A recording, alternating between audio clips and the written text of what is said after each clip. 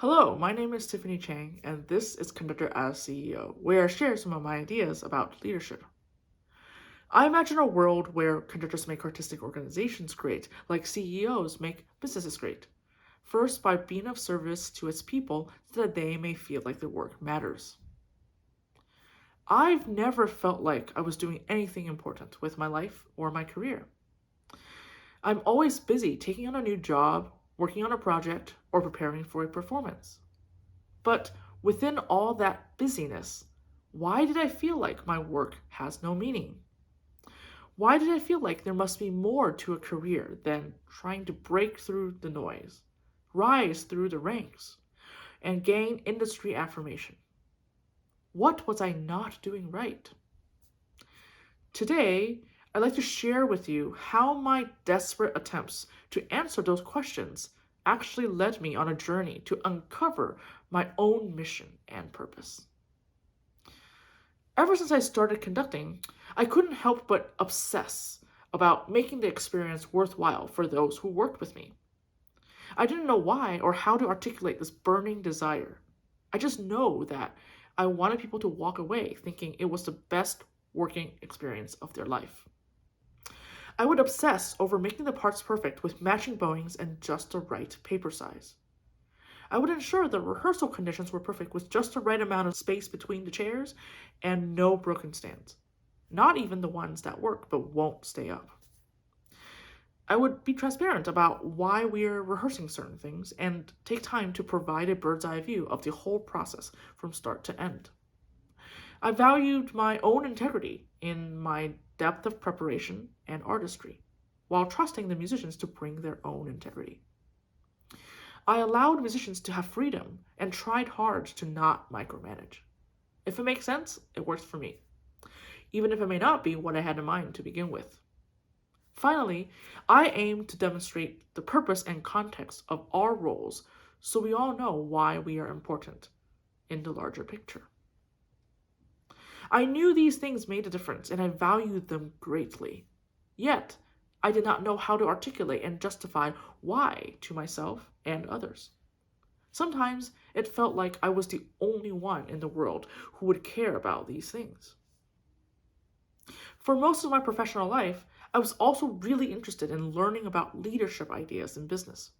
I realized later that I was trying to find affirmation of my values in those ideas because I couldn't find the affirmation within my own industry.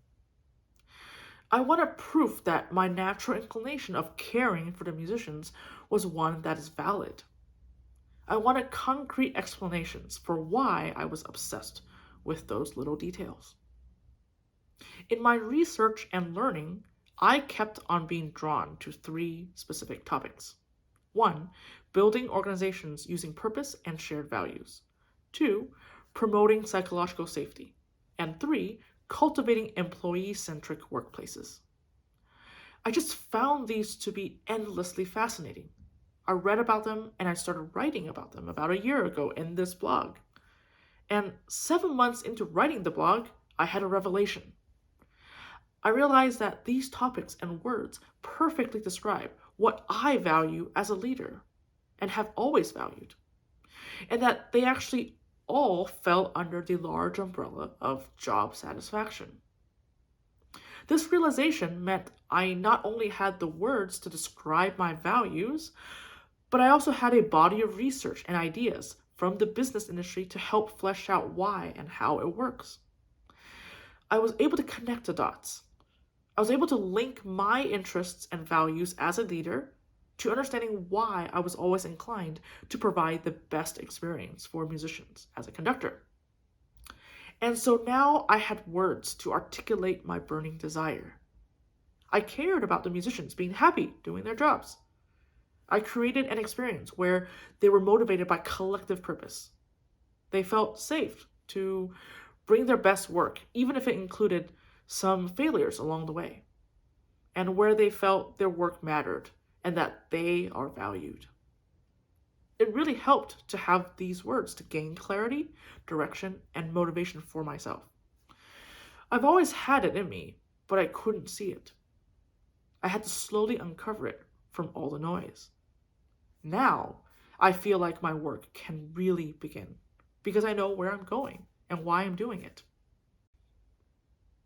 I now can articulate that I really want to improve how satisfied musicians can feel at their work every day. And when I don't see this being maximized to their full potential, I really want to solve that problem.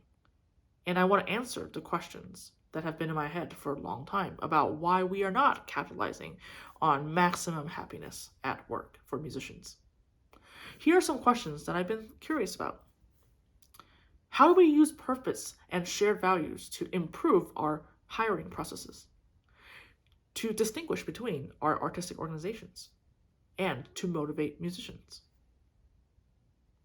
How do we create workspaces where musicians always feel safe to speak up with their ideas about what works and what doesn't work, to try something radical that stretches them artistically, or to make mistakes and fail as part of innovation?